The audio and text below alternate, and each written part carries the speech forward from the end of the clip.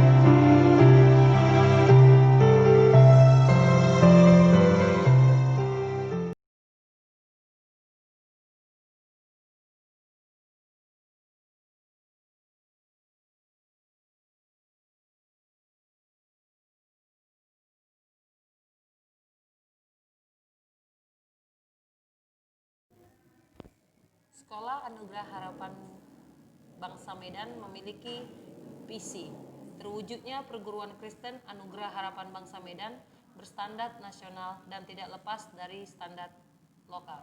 Sedangkan misi Sekolah Anugerah Harapan Bangsa Medan yaitu: pertama, mengembangkan sistem pendidikan nasional yang menjadi wadah dan mampu mengatasi tantangan masa depan di era global. Kedua, berajaskan iman dan moralitas yang tinggi.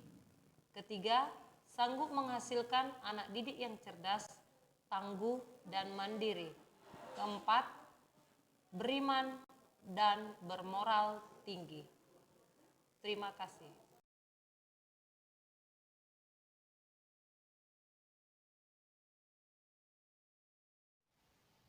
Tata tertib dan sanksi. Tata tertib siswa-siswi SMA YPK Anugerah Harapan Bangsa. Yang pertama, kegiatan belajar mengajar atau KBM akan dimulai pada pukul 7.30 WIB. Yang kedua, menggunakan kemeja lengan pendek yang berwarna putih dilengkapi dengan atribut OSIS di bagian dada sebelah kiri dan nama di sebelah kanan, serta identitas sekolah di lengan kanan, celana panjang untuk siswa, dan rok untuk siswi dengan menggunakan seragam sekolah berwarna abu-abu rokok. Yang ketiga, pemakaian seragam sekolah adalah kemeja dimasukkan ke dalam celana atau rok dan dasi dipakai di setiap hari. Khusus pada pelaksanaan upacara, pemakaian seragam sekolah dilengkapi dengan dasi dan topi. Contoh seragam yang benar. Untuk siswa menggunakan celana panjang, kemeja dimasukkan ke dalam celana, dan lengan seragam lengan pendek. Selanjutnya untuk siswi tidak diperkenankan menggunakan rok panjang, akan tetapi menggunakan rok selutut dan 3 cm di bawah lutut.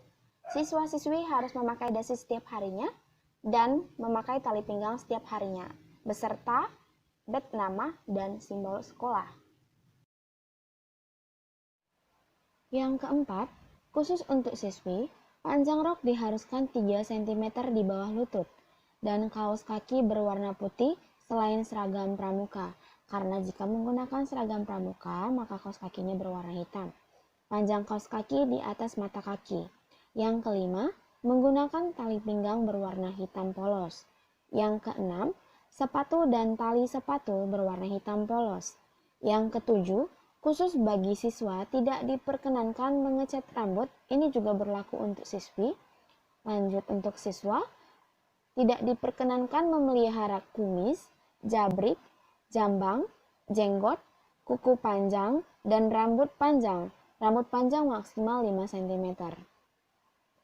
Selanjutnya yang kedelapan, siswa-siswi tidak diperbolehkan membawa make up, buku cerita, tip X, majalah, novel, kaset, CD, dan handphone, serta benda tajam dan lain-lain yang tidak berkaitan dengan pelajaran sekolah ke dalam lingkungan sekolah.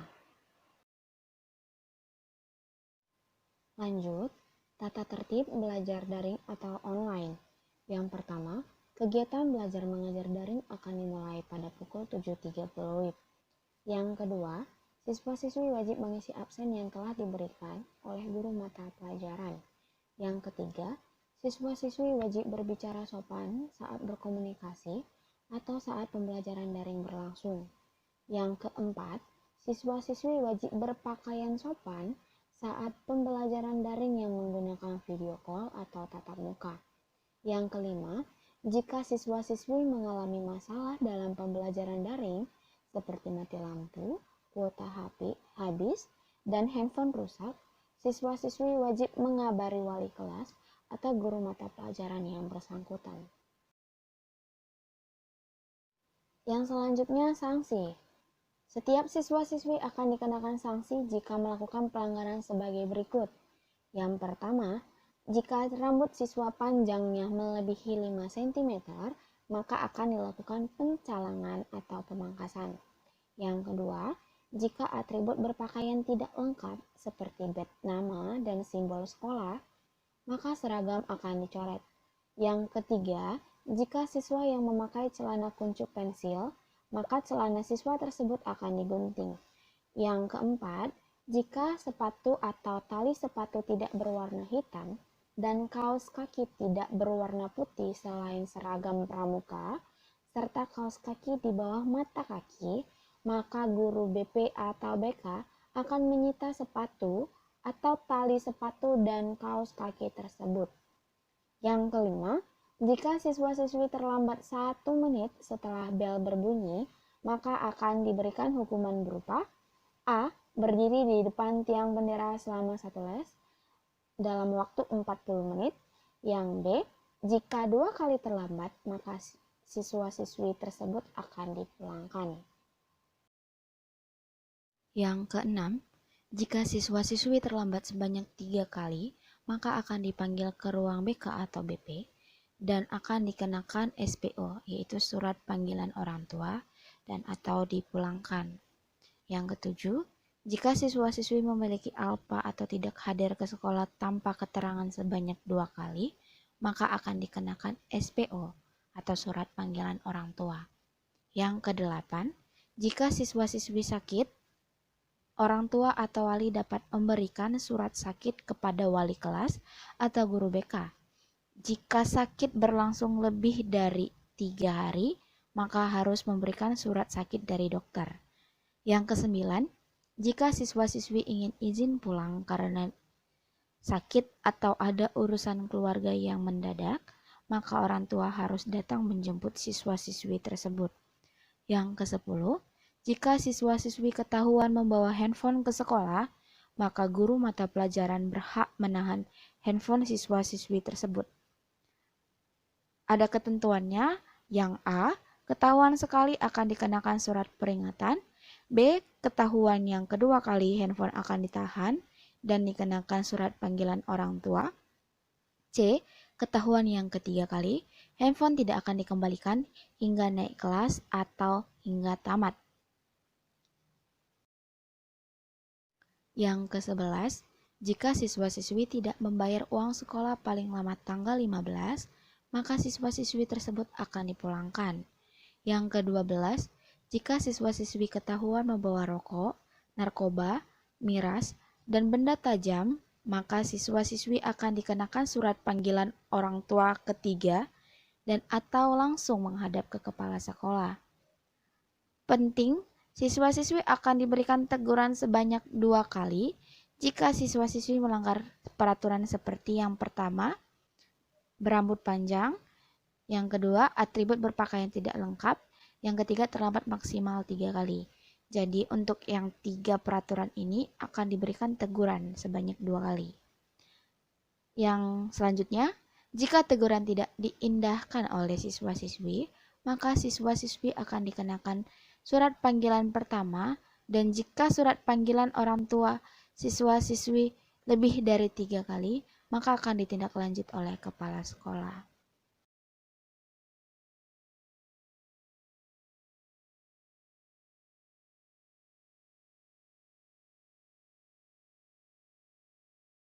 Baik, untuk sesi ini kita akan membicarakan tentang kurikulum 2013.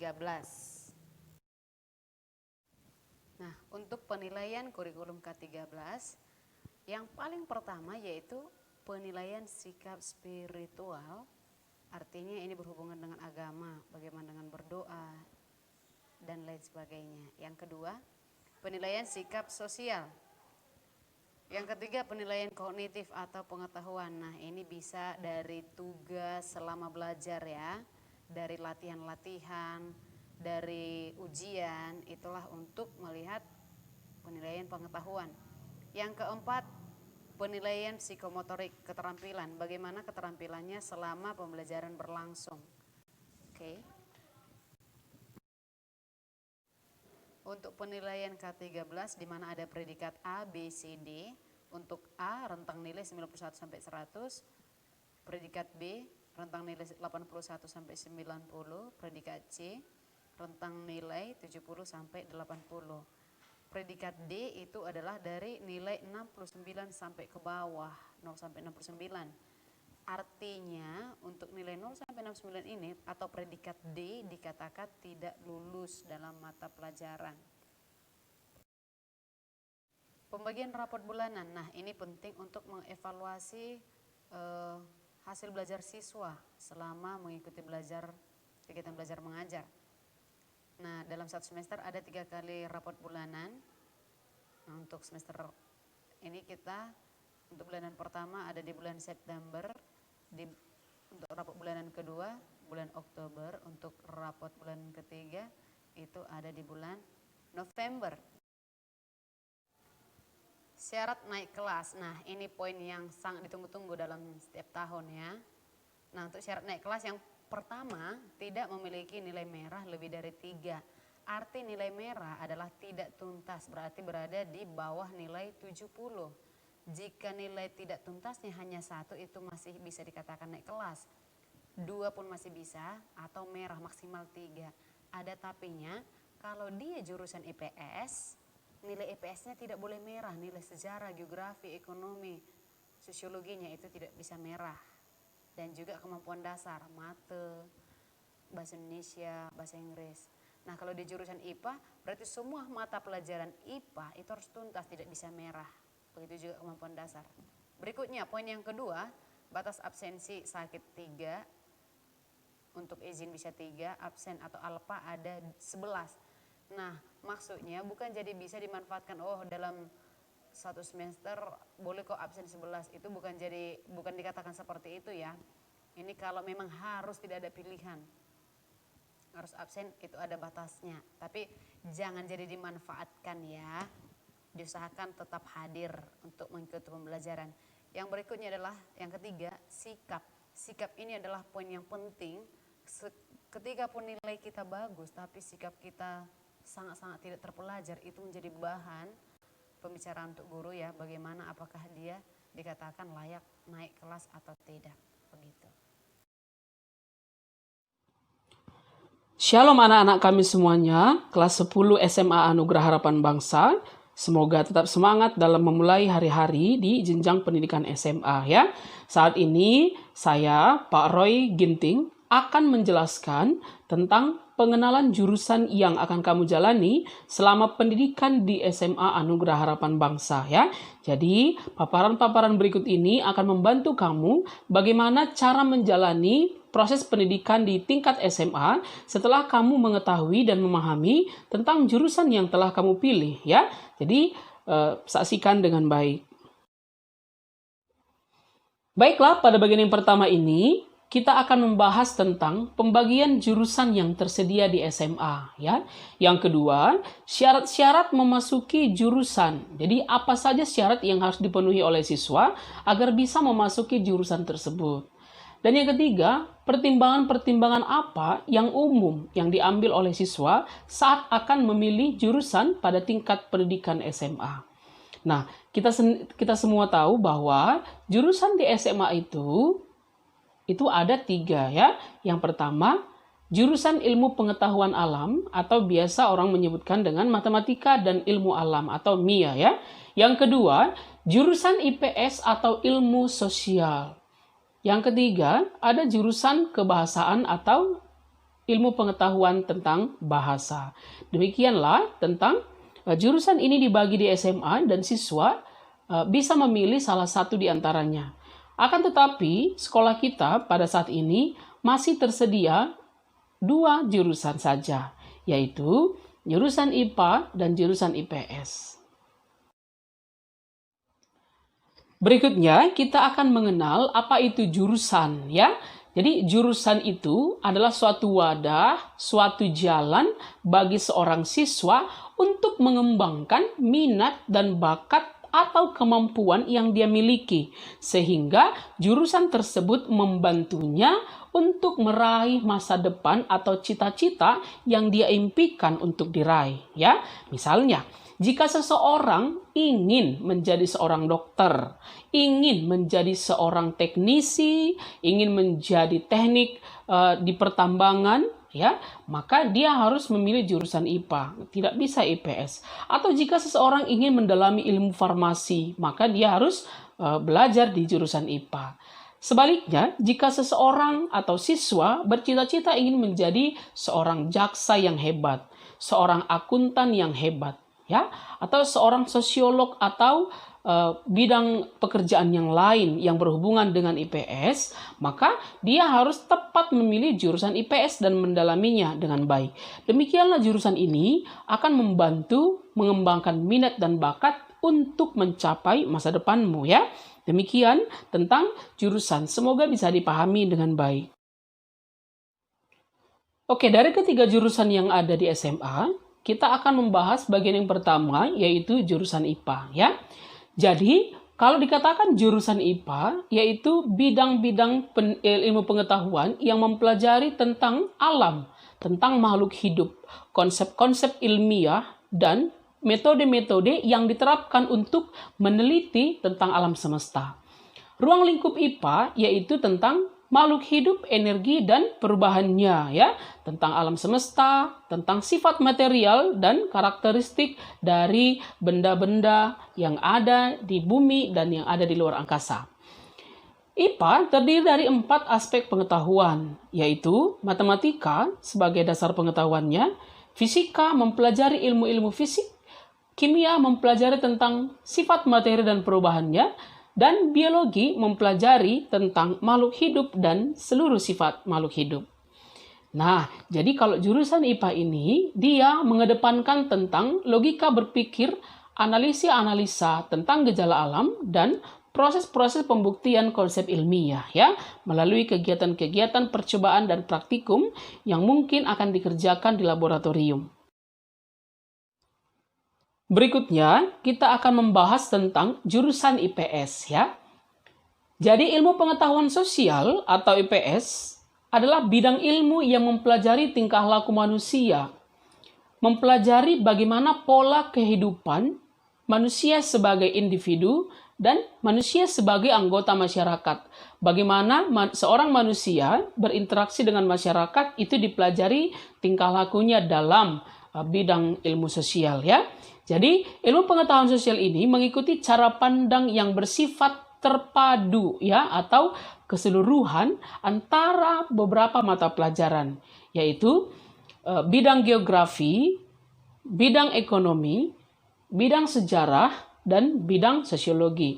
Atau ada beberapa pelajaran tambahan yang berkaitan dengan ilmu pengetahuan sosial.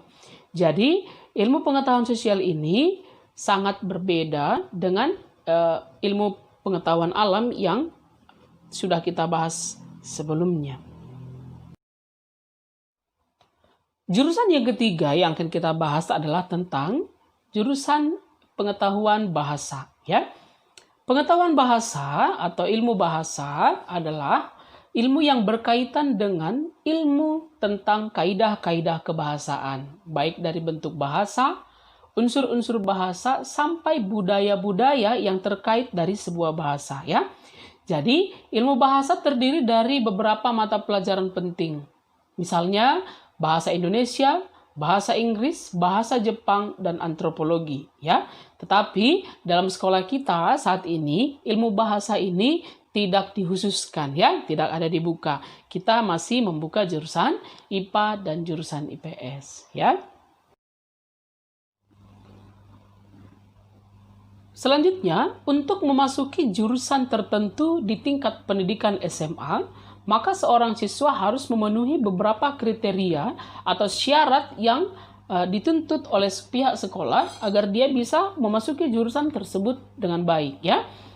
Namun, di beberapa sekolah langsung melakukan tes atau ujian apakah siswa tersebut bisa memasuki jurusan IPA atau harus memasuki jurusan IPS, ya. Nah, jadi saat akan diuji, maka mata pelajarannya harus unggul, ya. Jika dia berminat untuk jurusan IPA, maka dia harus unggul di bidang IPA. Atau jika siswa ingin memasuki jurusan IPS, maka dia harus unggul di jurusan IPS. Ada juga beberapa sekolah yang meminta rekomendasi dari seorang pakar psikolog, ya. Jadi, mereka menggunakan bantuan psikolog agar siswa tersebut tidak salah melangkah. Yang ketiga, pihak sekolah bisa juga meminta minat siswa, apakah dia berminat ke jurusan IPA atau jurusan IPS. Nah, ini biasanya yang umum terjadi, ya. Apakah siswa tersebut akan memilih jurusan IPA, apakah siswa tersebut akan memilih jurusan IPS, itu ditanyakan kepada siswanya sendiri apakah dia berminat di bidang IPA atau IPS ya. Selanjutnya yang keempat yaitu harus mendapatkan persetujuan dari orang tua. Karena bisa saja impian dari orang tua untuk anaknya itu berbeda dari keinginan anaknya sendiri. Misalnya orang tuanya ingin anaknya menjadi seorang dokter, ya.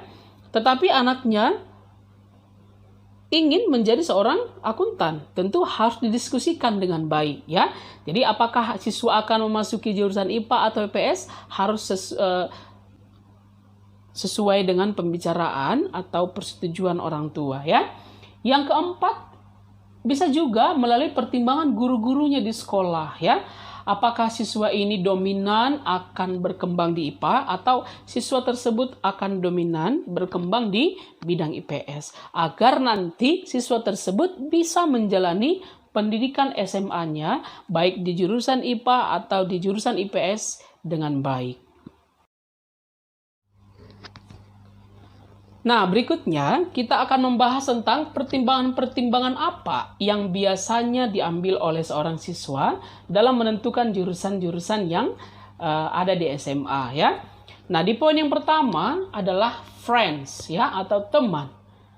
Nah, ini adalah salah satu alasan yang mereka ambil pada umumnya karena temannya akan sekolah di jurusan IPA, maka dia pun ikut-ikutan mengambil jurusan IPA demi yang namanya solidaritas atau rasa aman, atau mungkin saja karena memasuki tingkat pendidikan yang baru ada rasa khawatir. Jadi kalau dia berjalan bersama temannya atau kalau dia belajar bersama temannya, dia akan lebih percaya diri atau mengurangi kecemasan-kecemasan yang mungkin terpikirkan saat akan memasuki pendidikan tingkat SMA. Jadi faktor teman ini adalah faktor yang sangat besar pengaruhnya terhadap seorang siswa yang akan menentukan jurusan di tingkat SMA. Nah, coba tanya diri sendiri, apakah kamu masuk jurusan IPA atau IPS karena seseorang temanmu yang berada di sana. Nah, itu tidak menjadi masalah asalkan temanmu itu bisa memotivasi kamu agar kamu bisa belajar dengan baik. Jika itu yang terjadi, maka itu adalah hal yang positif, ya. Nah, pertimbangan yang berikutnya adalah tentang faktor kemudahan pelajaran. Jadi, ada beberapa alasan yang dikatakan oleh siswa bahwa saat memilih jurusan, dia memilih jurusan yang mudah. Karena dia menganggap ada beberapa mata pelajaran yang proses pembelajarannya itu adalah sangat berat. Misalnya, saat belajar matematika, langsung keringat dingin. Mendengar kata fisika langsung mual-mual, ya, atau mendengar kata kimia yang dipikirannya adalah itu pelajaran yang rumit, ya. Nah, itu adalah asumsi-asumsi pribadi yang mungkin saja dipakai sebagai pertimbangan dia masuk ke ilmu-ilmu sosial, ya. Nah, misalnya saja saat Bapak berjumpa dengan orang lain, saat mengatakan bahwa saya adalah seorang guru kimia, maka mereka akan mengatakan bahwa itu pelajaran yang sulit. Tapi menurut saya sendiri bahwa kimia itu tidak terlalu sulit. Kenapa? Karena itu masalah tentang minat dan kemampuan. Saat kamu meminati suatu mata pelajaran, maka itu akan mudah. Mungkin saja bagi seorang guru matematika, geografi itu sulit.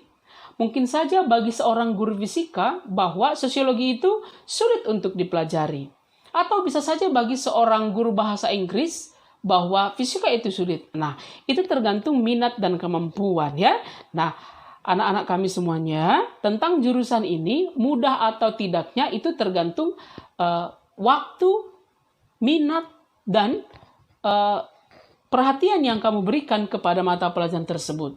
Nah, jika kamu memilih jurusan IPA, ternyata kamu meminatinya dengan baik, maka itu akan mudah bagimu, ya.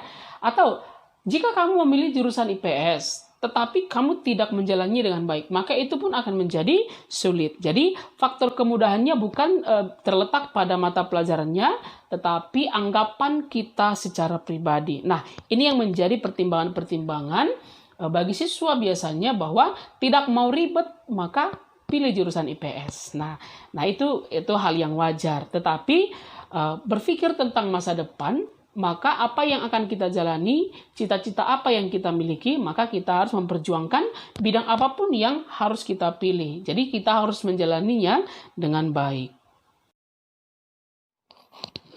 Nah, faktor yang berikutnya yaitu faktor tentang love atau cinta ya. Nah, ini hampir sama dengan faktor teman ya. Faktor asmara kerap merupakan suatu pertimbangan. Misalnya, orang yang dia sukai berada di kelas tertentu, maka dia juga pengen masuk ke kelas itu supaya termotivasi cara belajarnya ya. Atau disarankan oleh pacarnya tersebut atau disarankan oleh teman dekatnya tersebut agar mereka tetap bisa bersama ya. Namanya anak muda, itu hal yang wajar asalkan mengarah ke hal-hal yang positif. Nah, jika ini merupakan salah satu pertimbangan, kenapa tidak? Supaya cara belajarnya bisa berkembang dengan baik. Nah, pertimbangan yang terakhir adalah keterlibatan dari orang tua. Ini adalah faktor yang besar juga ya. Nah, biasanya para orang tua menyarankan anaknya masuk ke jurusan IPA atau jurusan IPS sesuai dengan hasil diskusi yang telah dilakukan di dalam keluarga ya, atau sesuai dengan pertimbangan-pertimbangan orang tua bahwa dia mengkehendaki anaknya untuk masuk jurusan IPA karena dia mempunyai impian dan harapan bahwa si anak tersebut akan bekerja di bidang yang berkaitan dengan IPA nantinya ya. Atau jika orang tua ingin anaknya menjadi seorang pengusaha, maka dia harus belajar ilmu sosial dan ilmu bisnis. Nah, demikianlah orang tua ini menjadi salah satu pertimbangan yang besar agar siswa bisa memantapkan pilihannya di jurusan IPA atau di jurusan IPS. Nah, demikianlah pertimbangan-pertimbangan yang biasanya dikerjakan atau dilakukan oleh siswa saat akan memilih jurusan di SMA. Namun, apapun yang menjadi pilihan-pilihan yang telah kamu tetapkan, apakah kamu akan belajar di bidang atau di jurusan IPA atau di jurusan IPS, itu telah kamu pikirkan dengan baik, sesuai dengan impian dan harapanmu. Tentu yang paling utama adalah kamu bisa menikmati setiap prosesnya dengan baik. Tentu kepada anak-anak kami yang memilih jurusan IPA, bersemangatlah untuk belajar keras. Karena tidak ada hal yang besar bisa digapai dengan mudah ya.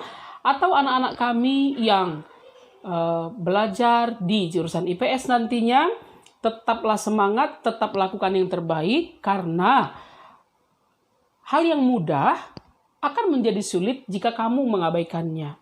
Atau hal yang sulit akan menjadi mudah jika kamu menekuninya ya. Jadi fokus ke depannya apa-apa saja yang menjadi langkah-langkah yang akan diberikan oleh Bapak Ibu guru di sekolah kita ini agar kamu bisa belajar dengan baik. Ikutilah setiap peraturannya dengan baik. Apakah peraturan di jurusan IPA, apakah peraturan di jurusan IPS, kamu harus menjalaninya dengan baik agar kamu bisa melewati pendidikan-pendidikan ini dengan baik dan bisa nanti melanjutkan pendidikan ke jenjang yang lebih tinggi sehingga masa depan setiap kalian yang ada di sini bisa menjadi lebih baik. Karena orang bijak berkata bahwa jalan pintas untuk menuju kesuksesan adalah pendidikan yang baik. Nah ya, jadi tetaplah bersemangat, tetaplah rajin, tetaplah menjadi jiwa yang mau untuk belajar ya. Jadi orang terpelajar adalah orang yang terus mau belajar untuk memperbaiki diri. Semoga berhasil, semoga menjalani hari-hari dengan baik dan doa kami menyertai kalian semuanya. Tuhan memberkati.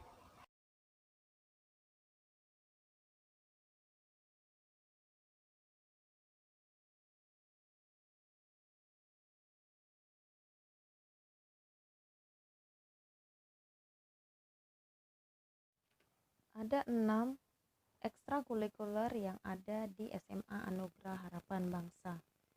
Yang pertama, dance class. Yang kedua, conversation class. Yang ketiga, Student Worship atau biasa disingkat dengan SW. Yang keempat, Pramuka. Yang kelima, Futsal. Dan yang terakhir itu ada basket.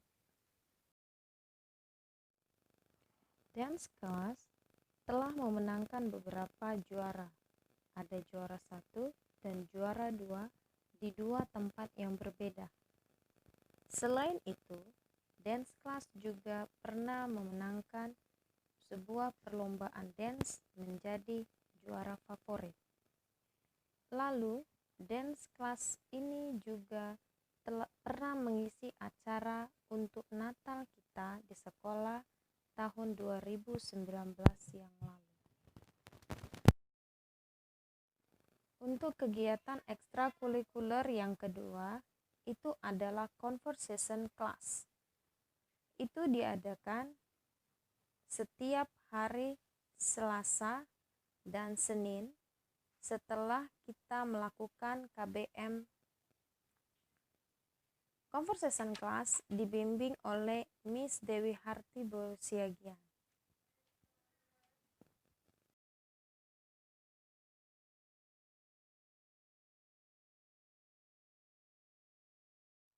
Untuk ekstrakurikuler ketiga, itu adalah Student Worship atau biasa disingkat dengan SW.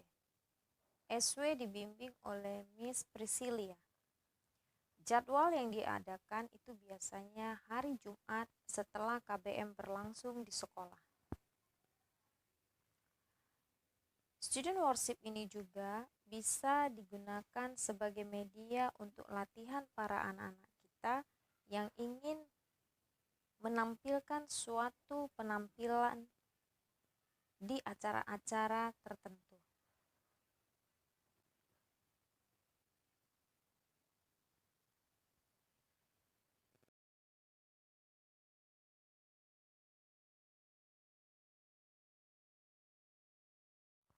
Untuk ekstrakurikuler yang keempat, itu ada pramuka. Kita telah memiliki gugus depan dan telah dilantik.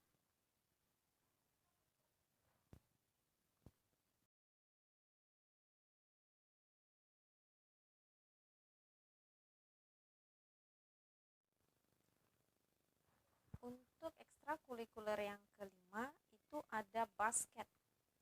Basket dipimpin oleh Coach Mariana. Jikalau anak-anak kami sekalian ada yang mahir dalam bermain basket, silahkan join dengan ekstrakurikuler ini. Karena kedepannya, ketika kamu tamat dari SMA Anugerah Harapan Bangsa dan kamu baik dan mempunyai prestasi yang luar biasa di ekstrakurikuler basket, kamu bisa mengambil beasiswa dari basket ini. Untuk lebih lanjutnya nanti, kamu bisa berkonsultasi dengan Coach Mariana.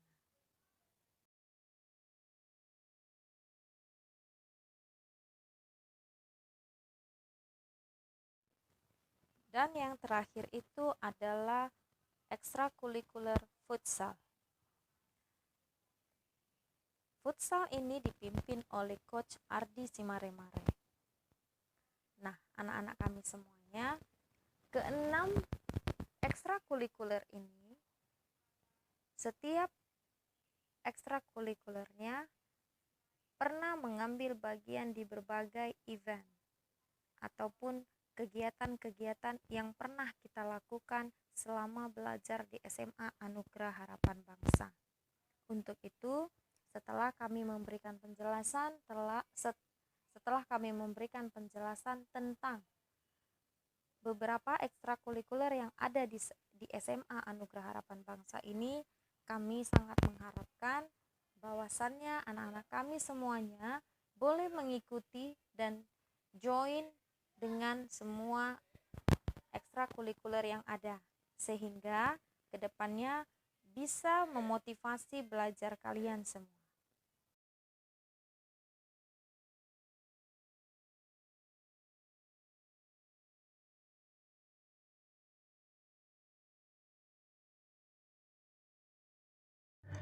Halo semuanya, perkenalkan nama saya Stefani, saya Sekretaris OSIS tahun 2019-2020. Saya ingin mengucapkan selamat bergabung di SMA Anugerah Harapan Bangsa. Hari ini saya akan memberikan informasi mengenai program OSIS selama tahun 2019-2020. Oke, acara yang pertama itu adalah MPLS tahun 2019-2020. MPLS ini adalah masa pengenalan lingkungan sekolah. MPLS ini sama seperti yang kita adakan sekarang ini, cuman kondisinya berbeda ya teman-teman. Jadi teman-teman, MPLS ini biasanya diadakan oleh pengurus OSIS pada tahun sebelumnya.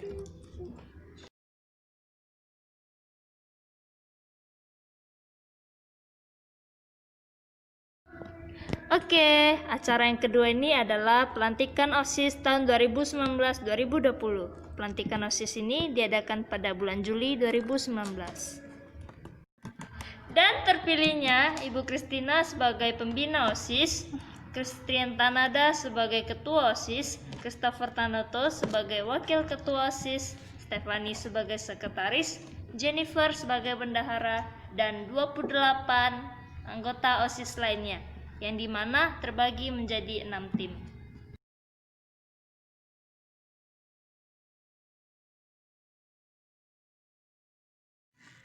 Dan pada tanggal 7 Agustus 2019, kita merayakan ulang tahun pembina OSIS kita. Dan di sini kita melaksanakan lomba 17 Agustus pada tahun 2019. Saya akan memperkenalkan anggota intinya yang saya sebut dari kiri. Ada Jennifer sebagai bendahara, ada Stefani sebagai sekretaris, ada Christian Tanada sebagai ketua OSIS, dan ada Christopher Tanoto sebagai wakil ketua OSIS. Ini merupakan kumpulan foto lomba 17 Agustus.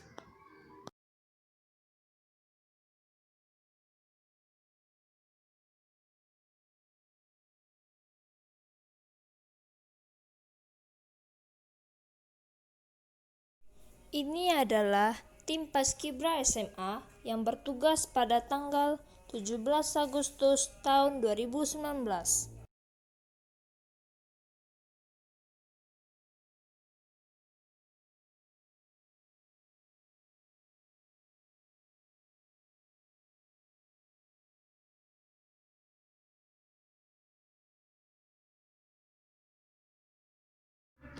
Lalu, di bulan September kita melaksanakan LDK, yaitu latihan dasar kepemimpinan. Di sini kita melaksanakan kebaktian padang dan bermain game. Selain itu, kita juga ada free time loh. Kegiatan ini dilakukan di Monaco Park.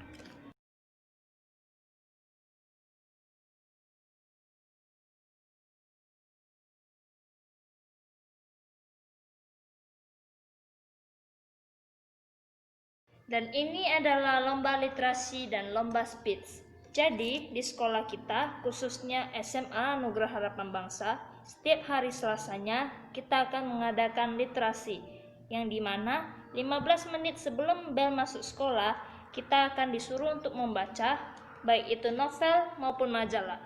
Kemudian, kita akan menuliskan inti dari apa yang kita baca. Dan setiap 2 bulan atau 3 bulan sekali, kita akan mengadakan lomba literasi antar kelas.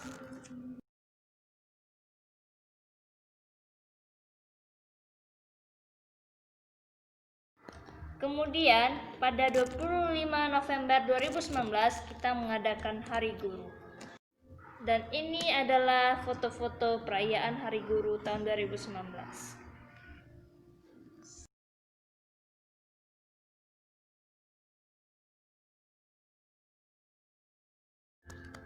Dan ini adalah lomba mading antar kelas SMA. Lomba mading ini dilaksanakan pada bulan Februari sampai bulan Maret. Lalu, setiap kelas diberikan waktu 1 minggu untuk menampilkan kreativitas mereka sesuai dengan tema yang sudah ditentukan. Lalu, pemenang lomba mading ini akan diumumkan besok pada tanggal 15 Juli tahun 2020. Pada jam 10 disiarkan langsung di Instagram OSIS_SMA AHB.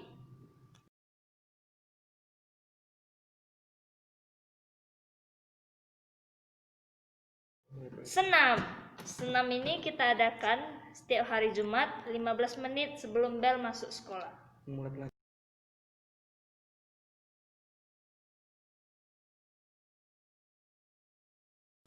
Bagi teman-teman yang ingin mengetahui akreditasi sekolah kita, jadi akreditasi sekolah kita itu adalah A, amat baik. Dan teman-teman, jangan lupa untuk subscribe YouTube OSIS SMA HB dan nge-follow Instagram OSIS_SMA AHB serta cek Facebook OSIS SMA AHB. Karena di sana kita akan membagikan informasi seputar SMA Anugerah Harapan Bangsa.